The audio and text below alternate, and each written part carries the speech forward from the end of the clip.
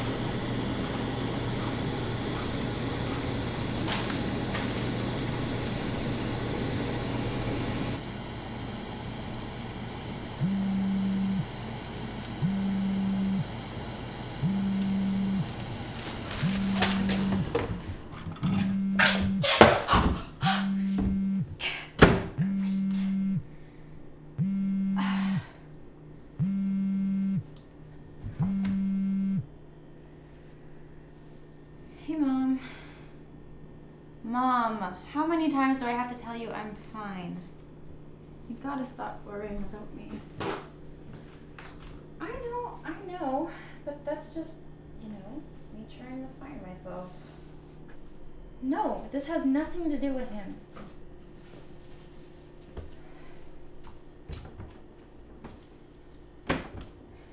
Yeah, I know, but this is just something I feel like I have to do, okay? You never know. Someone might have some idea of what I'm going through and might be able to help.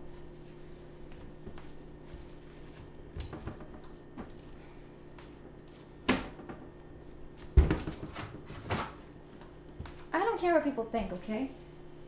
Besides, didn't you tell me that I shouldn't live my life according to what others think?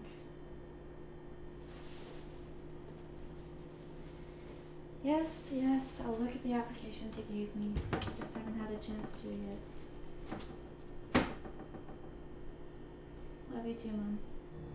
Bye.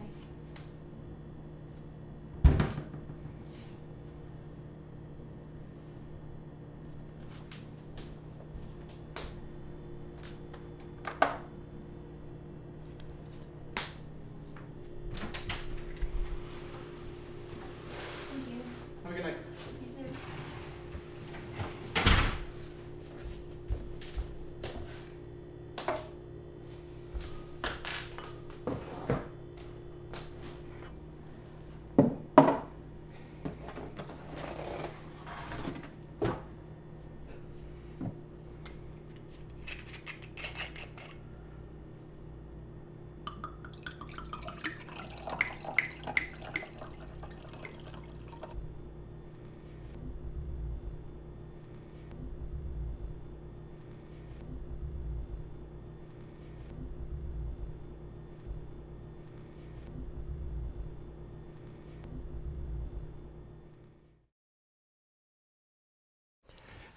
What's up guys, Vince Blais here with Adventures Within Media. I hope you guys are doing well. I also hope you guys enjoyed that deleted scenes that we just watched. And yes, I did say deleted scene. So that's a deleted scene from a short film that we published earlier this year called The Lost Year. It's a short film that we're gonna walk through today, some of the processes and things that went into making this film and how we ended up with this deleted scene not being able to make it in the final cut. What started out this film was this idea that I needed to get better at short films. I wanted to make more short films. I eventually want to make larger ones. Maybe one day we'll make a feature film. Who knows? As of right now, I wanted to get into the art of storytelling and filmmaking in a more traditional sense rather than just travel videos or vlogs or Instagram or social media content. I decided to, instead of trying to make one large project, that I would start small. Start by creating small little short films in order to just get more practice and more ideas going. I'm someone who really learns by doing, and I think that it's probably the best way to learn. So the idea was to come up with a few small short film ideas, very simple, in order to practice the art of filmmaking. At the time, I was very inspired by the film production company Wong Fu, which is an Asian company based out of the States, I believe. I really admired their style and their way of filmmaking, and so I took a lot of inspiration from them. I created this small short film film idea, a concept around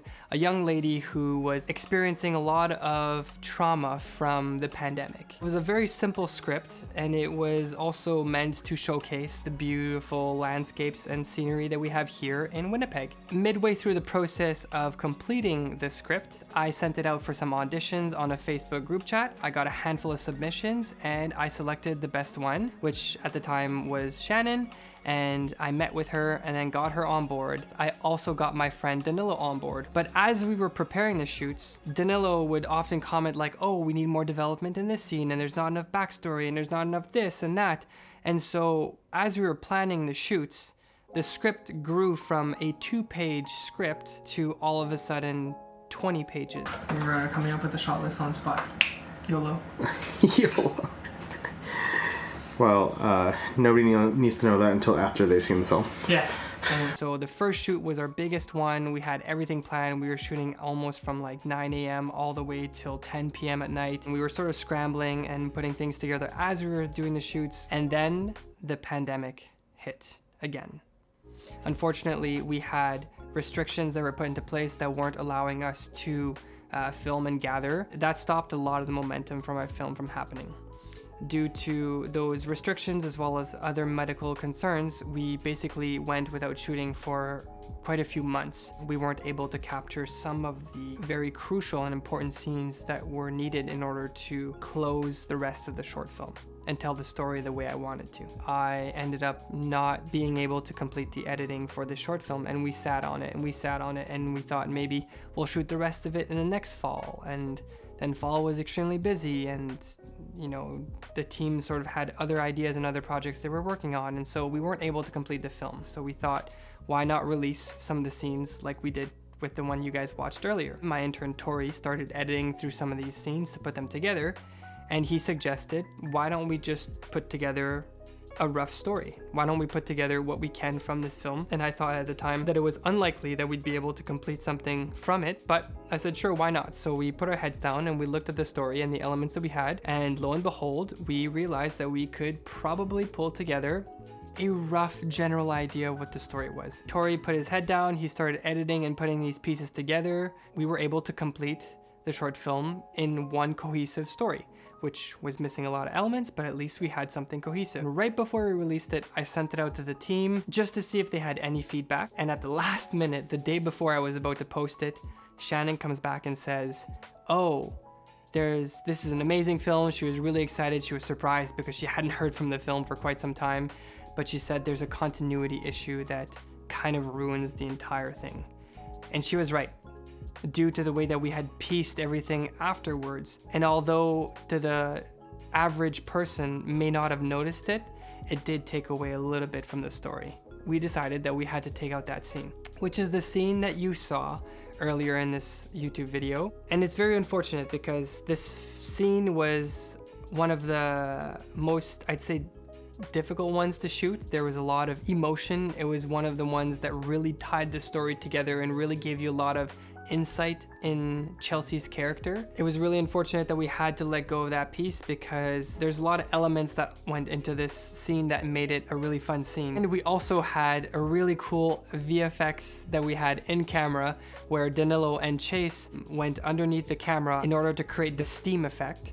We decided to have them use their vape and then vape out a puff of air, which in my opinion looked really cool. There's part of me that really didn't want to let go of that scene because there's a lot that went into it and I thought it was very unique, but due to the continuity error that we were facing, we had to cut that scene. That's kind of why we decided to make this video, was so that we could at least share this scene and give a little bit of context as to why it was deleted. This whole experience of shooting a short film has really taught me quite a few things. Beyond the obvious of working with a team and directing and lighting techniques and all the technical things that go into producing a film, I think that some of the things that I've learned from this particular project are going to be able to help me making more films in the future. The first takeaway that I have from this whole experience would be to not lose motivation.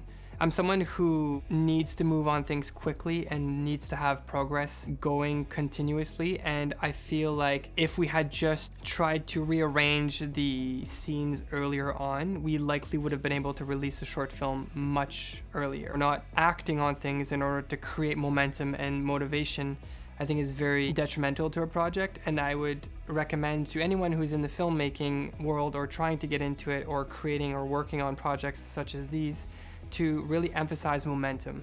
Try to always generate momentum, which kind of brings me to the second takeaway from this entire project is work with a team that's talented, but also a team that's energetic. In order to build momentum, you need people that are also motivated and wants to build off that momentum. And so working with people who want to be creative and who want to act and take on more than their role and are willing to give is going to help the end product in the end, because you're going to have more people who are motivated on board. Things are going to be done quicker, faster. You won't be the only one having to push the project forward. So choose your team wisely and get people on board. Make sure that everyone is giving as much as they can in order to keep the momentum going. The last takeaway that I have from this entire project is probably the hardest one, is the concept that I learned during a editing workshop that I had earlier this year, which is called Kill Your Darling. There are some films, for example, that will invest into, building a whole rig or a whole cabin just for one scene, and unfortunately, due to circumstances as to how the story translates or the pacing of the film, or for any reason, it just doesn't really work for the final product. You have to let go of that. As much as you want that to be part of the film or the project, you have to consider what's best for the final film in terms of the audience seeing it, not for yourself. That's a very difficult concept that I had to learn, and it's very unfortunate that we had to take this scene out, but I think that overall the film is better for it. So that wraps up the video. Hopefully you guys learned a thing or two from my experience of shooting a short film, and hopefully you guys enjoyed the video. If you guys have your own recommendations when it comes to short films, please let them down in the comment below. We're still learning here. We've released a few short films since, and we were continuing to create small short films moving forward in order to practice the art of filmmaking. If you guys do want to check out the full film, it is called The Lost Year. It is on our YouTube channel. Feel free to check it out. Leave a comment down below if you did check it out, letting us know what you thought about it. Other than that, if you guys are interested in following our filmmaking journey as we continue to make more short films, feel free to subscribe, and we'll see you guys on the next one. Cheers.